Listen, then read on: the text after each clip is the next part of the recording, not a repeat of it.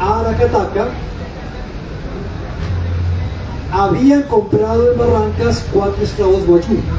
Quiere decir que desde el primer momento en que fundan la casa de Aracataca, están presentes las dos culturas.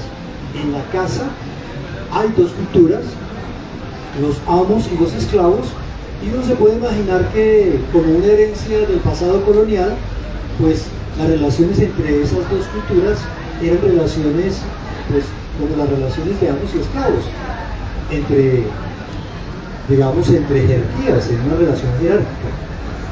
Y uno puede imaginar que en este tipo de relaciones pues no había grandes intercambios culturales. Finalmente los esclavos están ahí para obedecer, o sea que simplemente necesitan un conocimiento de la lengua superficial. Aunque los abuelos maternos de García Márquez, ambos nacieron en Riohacha, es decir, que eran guajiros, no hay nada que nos permita pensar que hablaban la lengua guayunaica, la lengua de los guayú. Quiere decir que la comunicación entre amos y esclavos debía suceder en la lengua española, la lengua criolla. 17 años después, en esa casa nace García Márquez.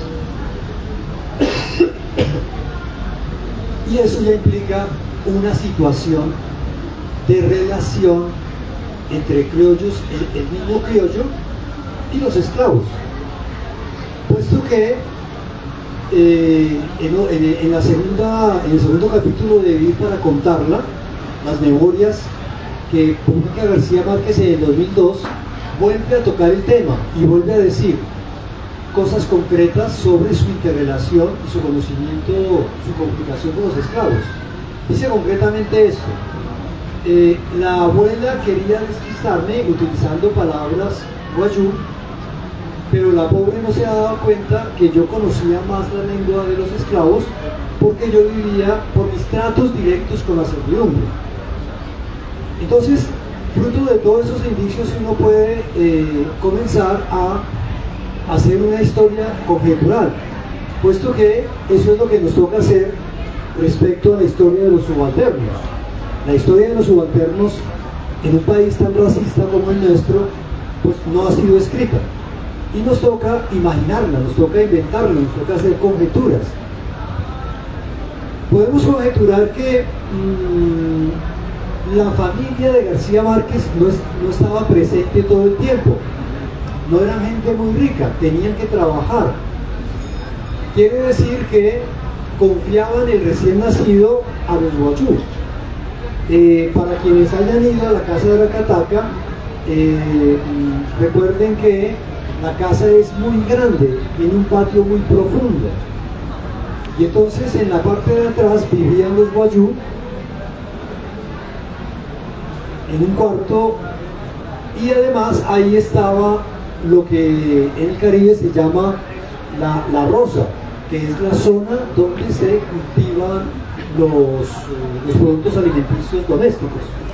Entonces cultivaban, pero además de eso, según una declaración que le hace Ligia García Márquez a Silvia Gambis en el libro Los García Márquez, cuenta ella que la abuela tenía una industria de pan y había, lo dice concretamente, 2 indias para amasar el pan y 2 indios para salir a venderlos. Entonces vean que eso hace pensar muchísimo en lo que pasa en 100 años de soledad. La peste del insomnio se difunde en Macondo porque hay una industria de dulces en la casa de los Buendía y no caen en cuenta de que con esos dulces se va a propagar la peste.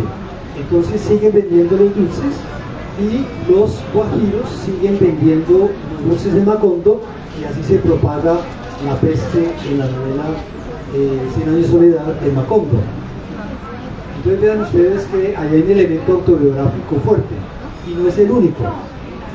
Los niños Buendía, en el capítulo 3 de 100 años de soledad, se dice que los niños Buendía aprendieron primero la lengua de los indios que la lengua de los padres.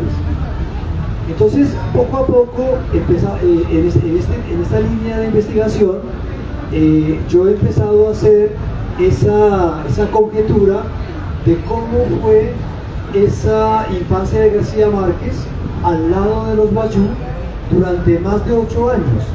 El abuelo de García Márquez, no se pone la fecha precisa, pero tal vez murió en el 36 o en el 35, por esos años, y ahí se acabó esa casa. García Márquez se fue a vivir definitivamente con su familia y se acabó la cataca.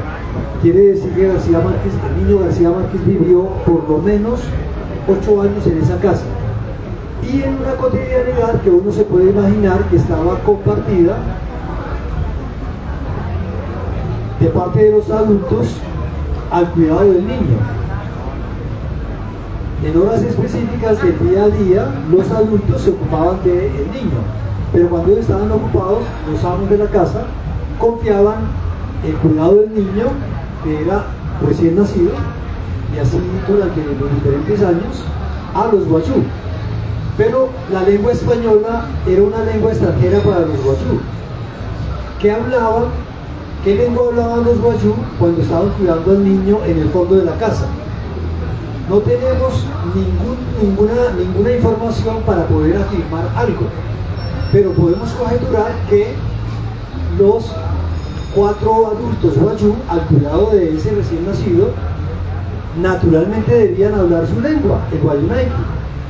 Quiere decir que el recién nacido, cuando estaba con los abuelos, escuchaba la lengua criolla, nuestra lengua, y cuando estaba con los esclavos, escuchaba el Guayunaiki. Y eso durante más de 8 años, lo cual lleva a la siguiente conjetura. Con esa comunicación constante, prolongada e intensa, uno puede conjeturar, puesto que esa historia no se hizo, no hay informaciones que nos permitan apoyarnos en unas citas testimoniales que lo afirmen. Uno puede conjeturar que el niño Gabriel García Márquez tuvo una infancia bilingüe y bicultural. Son informaciones son indicios que emergen en los años 90. Esa es otra razón para postular que después de esa información debería existir un nuevo marco crítico para comprender la obra de García Márquez, cuando ya partimos del hecho de que ese autor tiene 2 lenguas y 2 culturas, y de que